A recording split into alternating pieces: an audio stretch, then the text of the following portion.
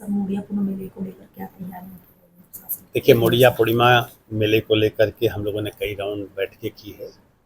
एक राउंड माननीय मंत्री जी की अध्यक्षता में बैठक हो चुकी है, इसमें सभी हमारे जनप्रतिनिधि भी वहाँ के उपस्थित थे। उसके अलावा कल माननीय मुख्य सचिव महोदय ने भी मोडिया पूर्णिमा के मेले की तैयारियों की समीक्षा करी है।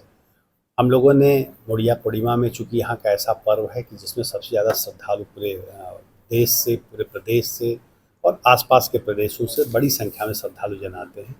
जो विगत वर्षों का अनुमान है कि 1 करोड़ से ऊपर लोग मोडिया पूर्णिमा में उन 5 दिवसों में परिक्रमा देते हैं। इस बार का मोडिया पूर्णिमा मेला 15 तारीख से लेकर के 22 जुलाई तक चलेगा। 7 दिन, लगभग 6-7 दिन चलता है, जिसमें चतुर्दशी और जो पूर्णिमा का दिन होता है वो सबसे ज़्यादा भीड़ वाला दिवस होता है। इसमें सबसे ज़्यादा श्रद्धालु जन आते हैं।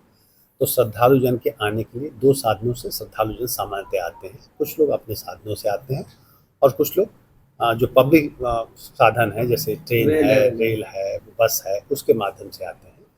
तो जो रेल या बसों के माध्यम से आएंगे उनके लिए हम लोगों ने बसें लगाई। 1100 बसें हम लोगों ने मोडिया पूर्णिमा के लिए, केवल मोडिया पूर्णिमा मेले के लिए लगाई हैं, जो सर्किल में चलती रहेंगी और लगातार जो भी श्रद्धालु यहाँ से जिस स्थान से जाना चाहेंगे वहाँ गोवर्धन तक जाएंगे और अपने गंतव्य स्थान पर उतर जाएंगे। जो बसों ट्रेन से लोग आएंगे, ट्रेन पे भी रेलवे स्टेशन पर, गोवर्धन रेलवे स्टेशन पर और जो मथुरा कैंट रेलवे स्टेशन है, दोनों जगहों पे हमारी बसें रहेंगी, हमारी मेडिकल की टीम रहेगी, हमारे मजिस्ट्रेट्स रहेंगे जो व्यवस्थाओं को समन्वय करेंगे। मोडिया पूर्णिमा में जो पार्किंग है, लगभग 60 से ऊपर हम लोगों ने पार्किंग स्थल चयनित किए हैं। क्योंकि मानसून भी इस समय सक्रिय है, बारिश भी होगी, इसका भी हम लोग प्रेडिक्शन कर रहे हैं। तो बारिश होती है तो किस तरह से पार्किंग को व्यवस्थित करेंगे, इसके बारे में भी हम लोगों ने प्लान तैयार किया है। तो जो लोग आएंगे, परिक्रमा देंगे, परिक्रमा के दौरान कोई असुविधा न हो, इसके लिए पूरे परिक्रमा मार्ग को हम लोगों ने सीसीटीवी कैमरे से कवर किया है। उसके अलावा पूरे परिक्रमा मार्ग पर स्ट्रीट लाइट लगाई गई है और पब्लिक एड्रेस सिस्टम लगाया गया है, जिससे अगर कोई व्यक्ति खो जाए, आपस में मिसप्ले एक दूसरे को न खोज पाए, तो हमारे कंट्रोल रूम के माध्यम से हम उनको मिलाने का भी काम करेंगे, अगर कोई एक दूसरे से किसी कारण से अलग हो गए भीड़ के कारण। तो इसके लिए कंट्रोल रूम हमारा जो है, उसमें हमारे सीनियर ऑफिसर्स लगाए जा रहे हैं, जो राउंड द क्लॉक पूरे इसके मोडिया पूर्णिमा के दौरान हमारा कंट्रोल रूम काम करेगा। कुछ हमारे संवेदनशील स्थान होते हैं जहाँ पर भीड़ का प्रेशर ज़्यादा रहता है, जैसे राधा कुंड हो गया,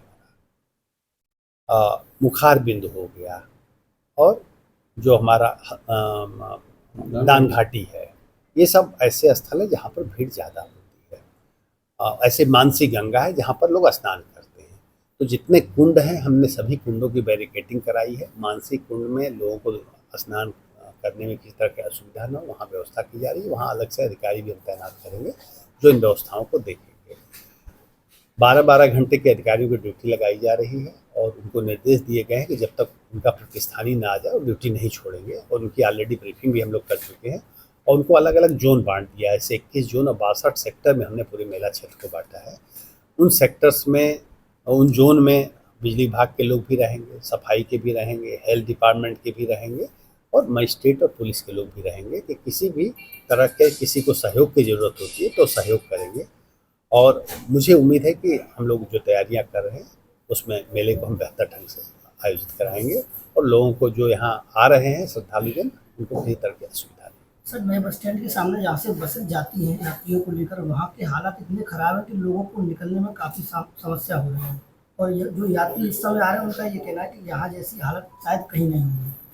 देखिए, जहाँ तक मोडिया पूर्णिमा के मेले की बात है,